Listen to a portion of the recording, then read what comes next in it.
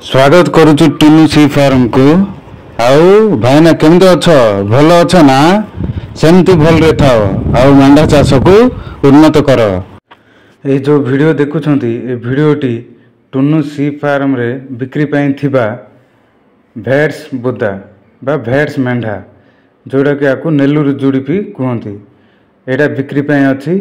जो माने ए जाको किनिबा पई चाहुचंती आपण डायरेक्ट आसिकी किणिकी नहीं पारे। यह बहुत ग्रोथ करेंगे, भल हाइट या खास करके घरे पोछापी हो ना ब्रीडर यह भल कम आसे।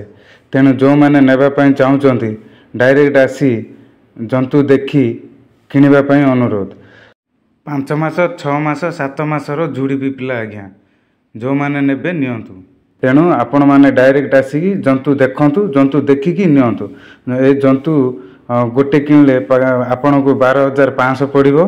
बार्गेनिंग करेंगे ना आज्ञा, फाइनाल रेट आपणकर मन पसंद नहीं पारे। आउ मोर जो फार्म रे अच्छी टोटाल 23टा जो अच्छा 23टा रु जदि 23टा गोठ सारा नहीं जिवे माने 23टा टोटाल जदि नहीं जिवे ताले 11,000 लेके पड़ो गोटा गोटा।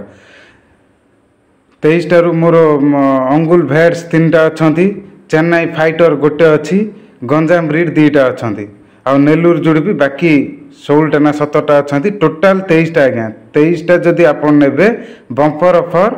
जदि चाषी निजे पोषापी हो, फार्म बढ़ाई हो कि निजर बिजनेसटा बढ़ाई जदि चाहूँगी ताले ये ऑफर आपन को केबे भी आसीबनी।